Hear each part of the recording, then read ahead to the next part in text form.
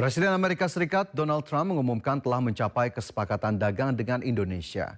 Trump mengungkapkan kesepakatan tersebut meminta Indonesia untuk tidak mengenakan tarif apapun atas ekspor Amerika, sementara Amerika Serikat akan mengenakan tarif sebesar 19% atas ekspor Indonesia.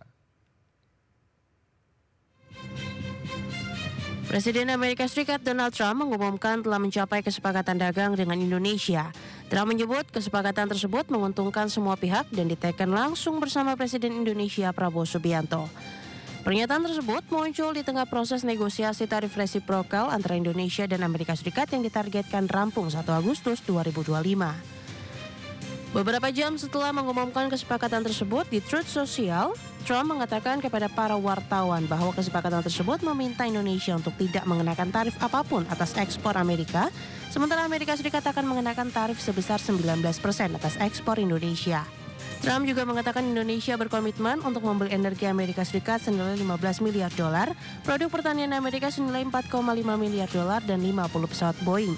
Selain itu, Trump mengatakan bahwa Indonesia dikenal dengan tembaga berkualitas tinggi, di mana ini berarti tembaga dari Indonesia dapat dikenakan tarif yang lebih rendah, atau bahkan tanpa tarif sama sekali. Meskipun Indonesia mengirimkan tembaga senilai 20 juta dolar ke Amerika Serikat tahun lalu, menurut data Departemen Perdagangan Amerika Serikat, jumlah tersebut jauh tertinggal dari pemasok utama yaitu Chili dan Kanada, yang mengirimkan logam senilai 6 miliar dolar Amerika dan 4 miliar dolar Amerika tahun lalu.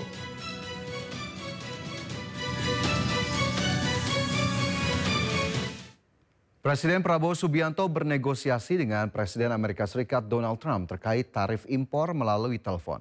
Diketahui Presiden Trump memutuskan tarif impor bagi Indonesia turun dari 32% menjadi 19%.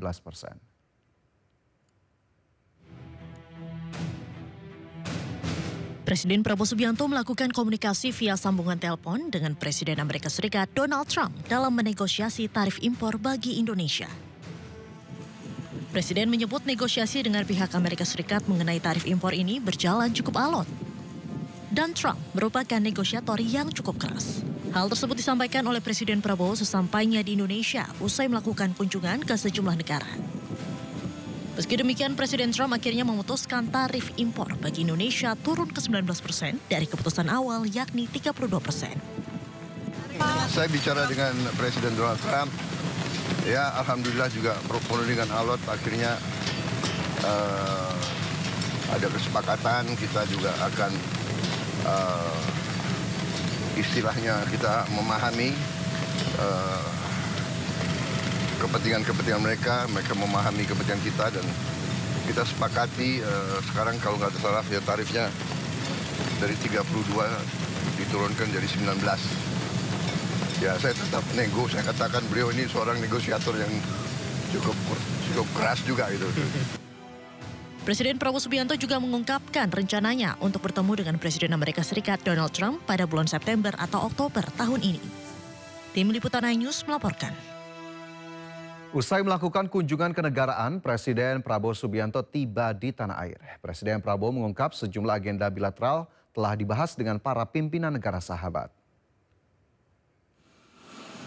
Presiden Prabowo tiba di Bandara Halim Perdana Kusuma, Jakarta usai lawatannya ke Brussels. Setibanya di bandara, Presiden disambut Wakil Presiden Gibran Rakabuming Raka. Bertemu dengan awak media, Prabowo mengaku puas atas kunjungan bilateralnya. Bertemu para pemimpin negara sahabat, sejumlah diskusi bilateral telah dibangun seperti perkembangan investasi dengan Brasil dan juga pembahasan kampung haji permanen dengan Arab Saudi. Saya pergi cukup lama, dan tapi alhamdulillah apa yang kita hasilkan cukup bagus. Saya hadir di BRICS di Rio de Janeiro, kemudian sebelumnya saya kunjungan kenegaraan ke Arab Saudi, ketemu pimpinan Arab Saudi, Putra Mahkota, Perdana Menteri, dan pimpinannya sangat bagus. Hasilnya produktif, Anda sendiri dengar pengumuman mereka ya, bukan pengumuman kita, pengumuman mereka. Mereka juga menilai sangat berhasil. Banyak kemajuan yang kita capai di beberapa bidang. Mereka tingkatkan investasi di Indonesia. Kemudian saya juga membahas, saya mengajukan bahwa Indonesia ingin membangun perkampungan haji yang permanen di situ. Secara prinsip mereka tidak keberatan, tapi tentunya akan dilakukan persiapan. Pemerintah resmi mewajibkan penjual online membayar pajak penghasilan. Peraturan ini berlaku mulai tanggal 14 Juli 2025.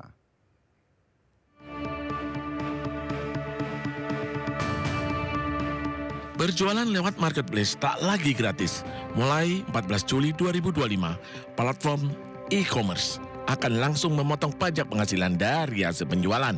Aturan ini berlaku bagi penjual yang sudah punya omset di atas batas tertentu.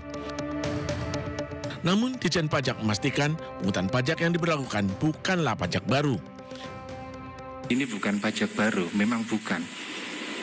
Jadi ini hanya sistem skema bagaimana memungut menyetor pajak saja.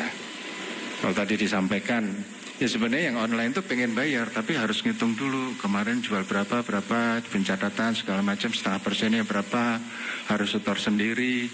Nah, dengan PMK ini kita minta marketplace untuk memungut dan kemudian menyetor.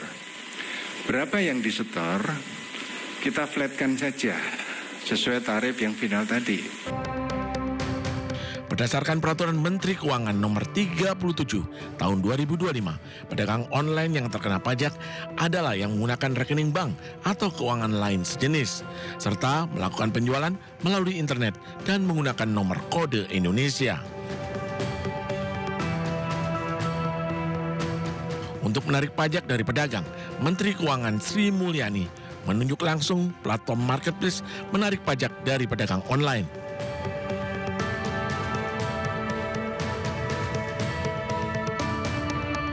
Besaran pajak yang ditarik adalah 0,5% dari jumlah bruto minimal 500 juta per tahun.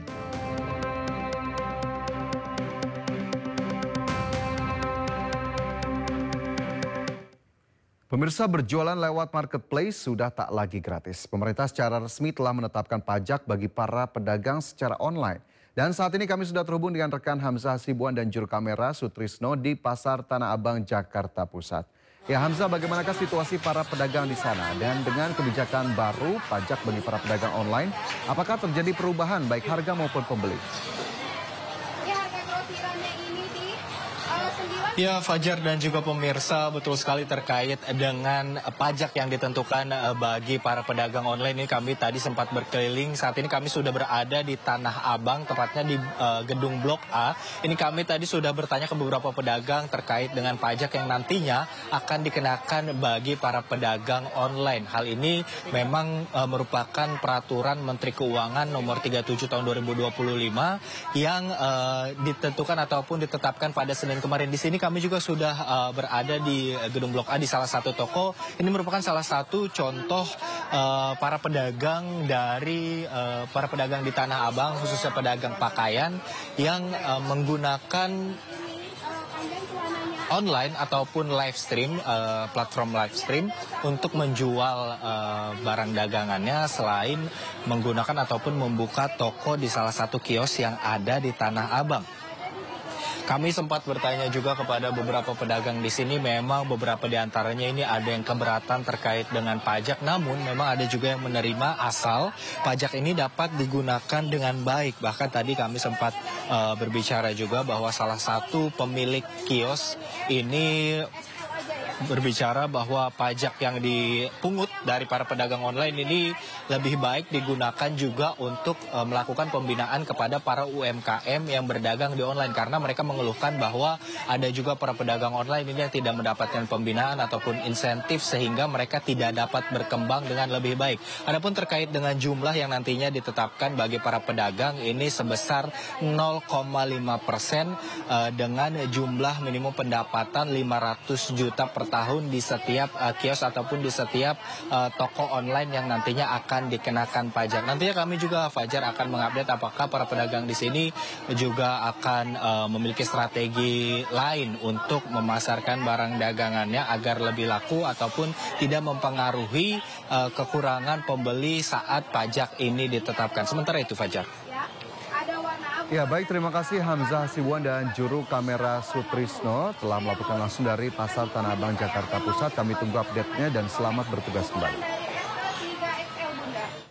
Ya, kita ke informasi lainnya, pemirsa. Guna memperkuat serta memperluas kerjasama bisnis antara Malaysia dan Indonesia, delegasi Kadin Indonesia melaksanakan pertemuan dengan Kementerian Perdagangan dan Industri Investasi Sarawak, Malaysia.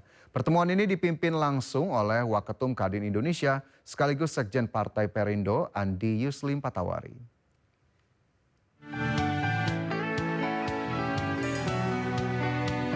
Kunjungan Waketum Kadin Indonesia sekaligus Sekjen Partai Perindo Andi Yuslim Patawari bersama jajaran disambut hangat Deputi Menteri Perdagangan dan Industri Investasi Sarawak, Malaysia, Datuk Malcolm Musen Aklamo.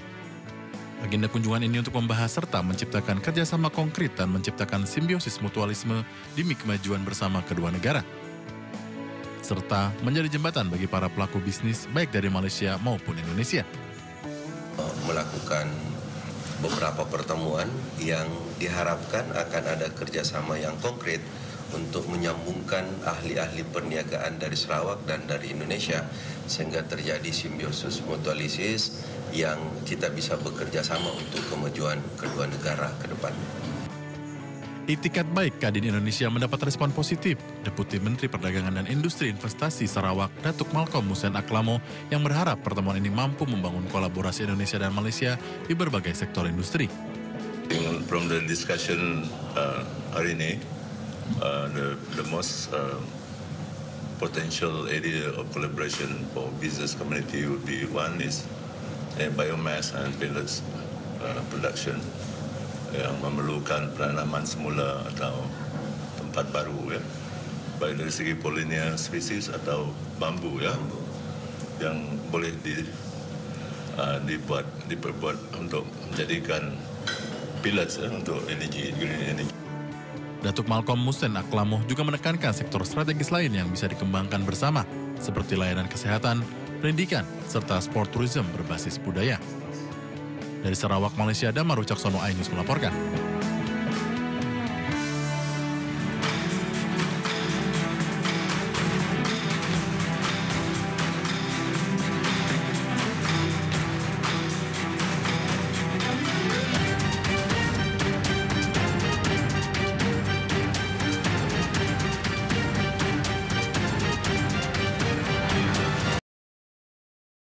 Kembali bersama kami di Sindo Siang. Pemirsa, diduga tidak berkonsentrasi saat berkendara, seorang pengemudi sepeda motor melaju kencang dan menabrak sebuah truk. Akibatnya kejadian tersebut, pengendara sepeda motor mengalami luka berat dan terjepit di kolong truk.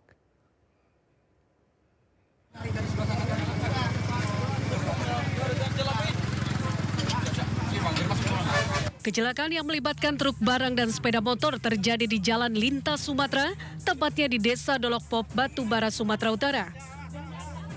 Kecelakaan berawal saat ketika pemotor melintas dari arah Medan menuju Kisaran, sementara truk barang melintas dari arah berlawanan. Setibanya di lokasi, pengendara motor melaju dengan kecepatan tinggi, diduga mengalami kelelahan sehingga tidak berkonsentrasi mengendarai kendaraannya. Melihat motor oleng ke kanan, sopir truk langsung menghentikan kendaraannya, namun pemotor terus melaju dan menabrak truk bagian depan yang mengakibatkan pemotor bersama motornya terjepit di kolong truk.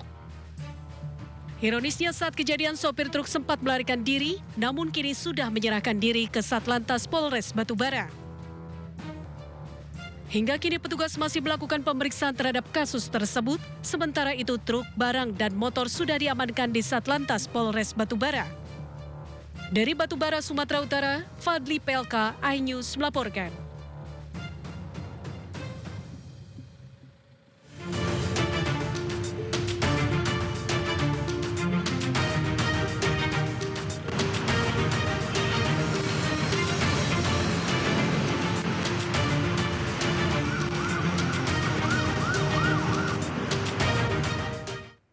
Dan selanjutnya pemirsa, saatnya kita simak pantauan arus lalu lintas siang hari ini. Dan kami telah terhubung dengan Brigadir Anissa dari NTMC Polri yang kini berada di kawasan Simpang MT Haryono. Selamat siang Brigadir Anissa, bagaimanakah pantauan arus lalu lintas dari tempat Anda melapor saat ini? Ya baik, terima kasih Fajar dan juga selamat siang pemirsa. Saya melaporkan langsung kondisi arus lalu lintas di kawasan MT Haryono, Jakarta Selatan.